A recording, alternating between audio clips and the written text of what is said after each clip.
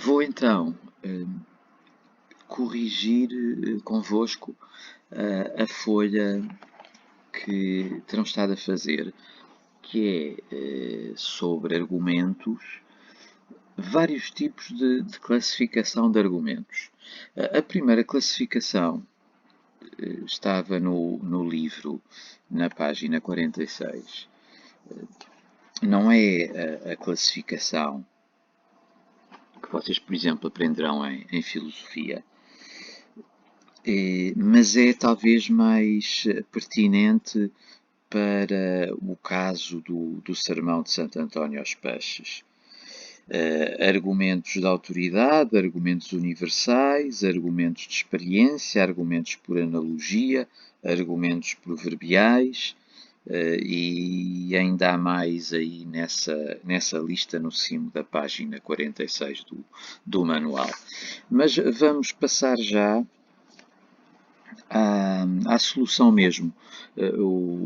Depois, mais à frente, perceberão este slide com o homem do saco e gente a tomar banho. Tem que ver com os clipes, os episódios ou as partes de episódio do Bruno Aleixo que eu queria que também tivessem lido já ou fossem ler entretanto, porque têm argumentos que vamos tentar, enfim, sucedâneos da argumentação, como devia ser, que vamos tentar classificar também. Mas para já vamos fazer o exercício que está no livro e terão feito coisa parecida com isto. Como veem, tenho dúvidas para a primeira situação. Nas soluções que o manual dá, está para A, argumento universal. A mim não me chocava também o considerá-lo por analogia. E já agora ponho a lilás os argumentos que desta classificação são depois recuperados na classificação convencional, atual dos argumentos, enfim, a mais comum, a mais corrente, que são os da autoridade e por analogia. Os outros fogem um pouco à classificação que se calhar que terão aprendido também em filosofia, não sei. De qualquer maneira, aqui tenho dúvidas quanto ao primeiro exemplo, ao primeiro excerto. Como digo, o manual estipula universal, argumento universal. A mim parece-me que também tem alguma coisa de argumento por analogia. Não há dúvidas quanto a B. Assim o diz o grande doutor da Igreja, São Basílio, não é aqui a autoridade, é o São Basílio.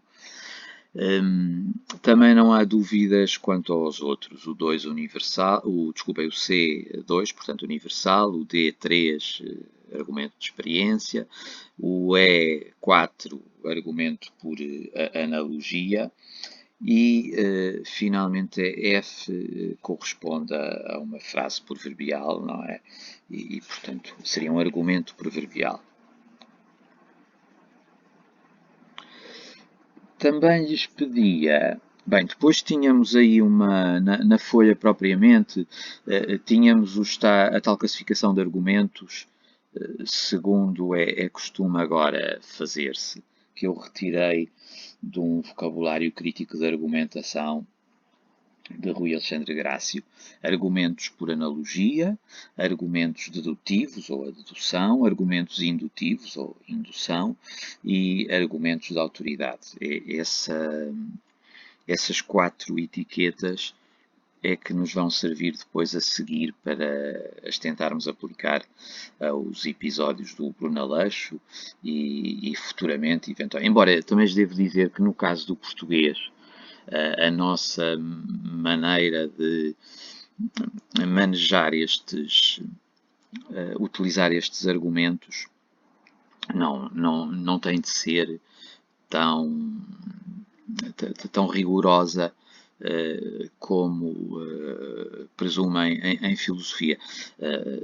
Nós, mais do que depois aferirmos da qualidade da argumentação, interessa-nos, neste caso, apontar nos textos o argumento desenvolvido, mas não teremos a preocupação, em primeiro lugar, de ver a validade, enfim, mas esta ginástica é, apesar de tudo, útil para, na nossa escrita, prevenirmos depois as considerações a fazer e também, depois, nos nossos textos argumentativos, fazermos um escrutínio próprio, não é? Da nossa argumentação. Mas não é propriamente para explicitarmos a classificação de cada argumento. Então, ultrapassando essas definições destes 4 argumentos que eu estava a falar, que estão na folha, mas não estão aqui, chegamos à página 53 no livro, e havia um exercício que não sei se tem grande interesse para ordenar essas etapas, e agora já tem aí solução. A ordem era praticamente a dos números, a dos algarismos. O 3 era o elemento que estava fora do lugar, de certa maneira. Começava-se por atentar no género textual requerido e depois distinguir discurso fechado e discurso aberto. Isto pode interessar-nos, esta classificação em discurso aberto e discurso fechado. Se calhar vale a pena eu explicá-la. Eu creio que a ideia é esta. É a maneira de apresentar a tese, ou a maneira de apresentar o assunto que vai ser argumentado. Em discurso fechado, eu uso uma afirmação que depois irei tentar comprovar. Imaginem, as touradas não devem ser discriminadas enquanto espetáculo. Ou, se quiserem isto verdadeiramente na afirmativa, as touradas devem ser mais taxadas que outros espetáculos. Devem ter um IVA mais alto. Já agora, antecipando-me ao que depois lhes vou pedir em termos de escrita, como imaginam, se a tourada tiver um IVA mais alto, tiver uma taxa mais alta, das duas uma, ou os empresários ganham menos, os empresários das touradas, não é? Ou então tem de aumentar o preço do bilhete, não é? Porque estas taxas são taxas que são impostos, não é? O IVA é dado ao Estado. Se o Estado põe uma taxa mais alta de IVA, significa que o empresário ou ganha menos dinheiro e mantém o preço, ou para manter o lucro tem também de elevar o preço do bilhete, o que significa que vai ser mais difícil a frequência das touradas, não é? Porque os espectadores vão ter de pagar mais. Portanto, a lógica desta medida tem que ver com isso, não é? Portanto, na altura, aqui há uns, não sei se 2 anos, 3 anos, isto esteve em discussão na Assembleia da República e quem defendia um IVA mais alto estava contra o espetáculo da tourada e queria, portanto, prejudicá-lo e dificultar a presença dos espectadores ou dificultar o negócio aos empresários, enfim, evitar que as touradas sejam proeminentes enquanto espetáculo. Em discurso aberto, a formulação já não seria através de uma frase que depois vamos ter de refutar ou de comprovar, mas poria o problema mesmo. Devem ou não as touradas ser mais taxadas do que os outros espetáculos? A diferença não é relevante, como veem. Eu creio que, por exemplo, numa tese científica, numa dissertação científica, a apresentação da tese será realmente em discurso fechado. Aliás, também por isso se dirá mesmo a tese. E tenho ideia que em certos trabalhos de investigação, um ponto prévio é realmente a redação daquela tese, uma primeira afirmação que depois toda a dissertação vai investigar. E depois no final ficou ou não ficou comprovado que o que era afirmado na tese digamos aí, em discurso fechado. Depois, na mesma página, um pouco mais abaixo, tínhamos estas perguntas B e C. Distinguir exemplo e argumentos, no fundo. No primeiro caso, tínhamos de encontrar o argumento que correspondesse àquele exemplo. Porque Gil Vicente, no Alto da Barca do Inferno, utiliza as seguintes figuras alegóricas, o anjo e o diabo, é um exemplo. Qual era o argumento que estaria acima, seria a cabeça deste exemplo? Esta distinção entre exemplos e argumentos é relevante, porque um texto que temos de dominar bem, o texto argumentativo, está muito presente, até nos exames, até o ano passado. O ano passado, surpreendentemente, não foi um texto argumentativo que foi pedido no grupo 3 do exame, mas nos outros anos todos era sempre um texto argumentativo e dizia-se sempre: há que apresentar 2 argumentos e para cada argumento se tem de apresentar, cada argumento tem de ser ilustrado com um exemplo significativo. Portanto, a distinção que fazem entre o que é um argumento e o que é um exemplo é de ficar já bastante treinada. Neste caso, percebem que o argumento de Gil Vicente no Alto da Barca do Inferno utiliza as seguintes figuras alegóricas, seria 2. A alegoria possibilita a reflexão crítica de uma forma indireta. E depois, entre os possíveis exemplos práticos, porque o exemplo é uma ilustração prática daquilo que mais genericamente o argumento afirmou. Mais abstratamente o argumento afirma. Podia ser, então o exemplo podia ser depois o Gil Vicente, o autor. Depois, em baixo, terão conseguido também distinguir entre argumentos e exemplos. Mas eu talvez pudesse já passar à solução.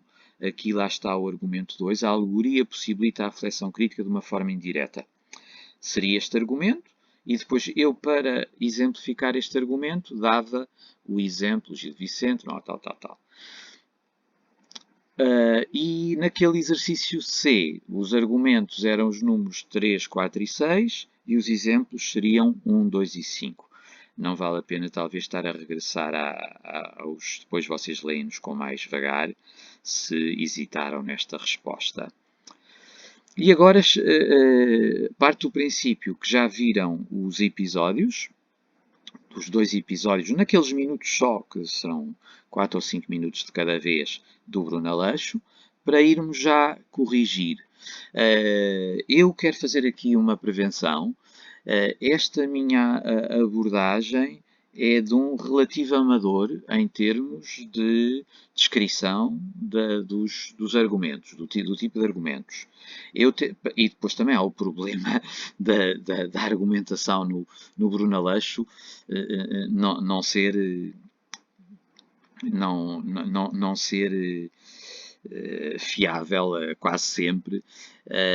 Eu, de qualquer maneira, tentei aplicar aqueles 4 argumentos aí definidos, e que são os que nós hoje em dia classificamos, e tentei entrevê-los no Bruno Aleixo. Então, no episódio 1 é discutida a tese: é preferível urinar-se no banho a fazê-lo na sanita. Pronto.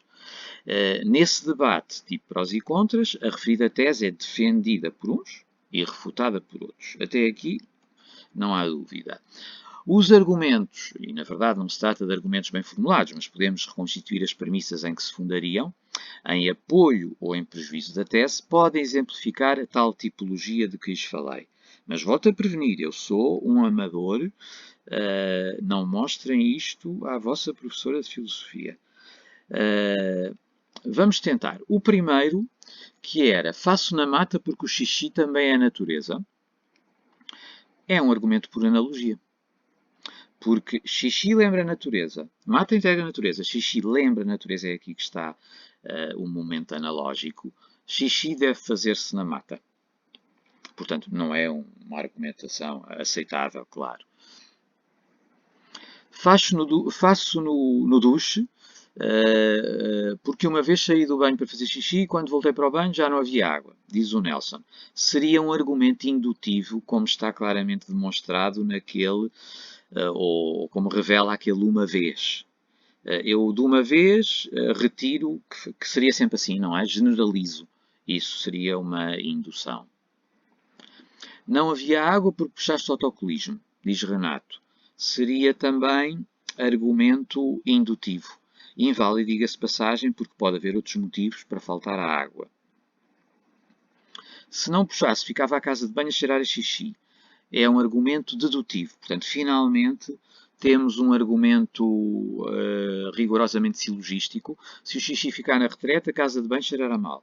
Se não puxar o autocolismo, o xixi fica na retrete. Se não puxar o autocolismo, a casa de banho cheirará mal. Enfim, em princípio, a nossa argumentação devia ser mais deste género, mais dedutiva, embora estas minhas afirmações sejam certamente discutíveis por quem saiba mais destas coisas. Se fizer xixi no banho, poupam-se descargas de autocolismo, diz Busto, é um argumento dedutivo. E está ali depois a azul o percurso que me faz concluir assim, embora cheio de medos que isto não esteja completamente correto. Ao contrário da água dos autocolismos que vai para o mar, a do duche volta a ser distribuída. Por isso, se fizer xixi no duche, beberemos a nossa própria urina. É também dedutivo, embora assente numa premissa falsa. Aqui tem hesitações. De qualquer maneira, seria sempre inválido porque o cheiro característico da piscina não tem de vir obrigatoriamente da água com detergente. Mas hesita então entre indutivo ou por analogia. E depois, no episódio 3, Renato alega que uma vez um homem morreu depois de ter bebido por latas com urina de rato. O constitui um argumento indutivo, aquele uma vez leva-nos a concluir assim, não é? Uma vez, e ele depois retira a conclusão de que... E pedi-lhes um argumento de autoridade, já que não tínhamos lá nenhum. E eu sugeria uma coisa deste género. Saiu um texto na revista Saúde e Ciência que diz que é perigoso beber em contacto com as latas. Aqui a autoridade era o autor na revista, ou era a própria revista Saúde e Ciência. Depois, o escrito que eu lhes pedia. 2 parágrafos, com 2 argumentos e respectivos exemplos, 1 ou 2 por cada argumento, tal como são pedidos na página do manual. Só que eu ia pedir-lhes que o assunto fosse, a tese, já agora então uso o mesmo discurso fechado, as touradas devem ser mais taxadas que outros espetáculos. E depois vocês arranjarão um parágrafo a favor, 1 ou 2 a favor desta tese, ou 2 contra, ou 1 a favor e outro contra esta tese, mas qualquer um deles com exemplo. E tentem já perceber bem o que é o argumento, o que é o exemplo. Depois eu direi no Classroom como é que podem apresentar-me o trabalho e para já, olhem também o TPC, e para já ficava por aqui. Obrigado.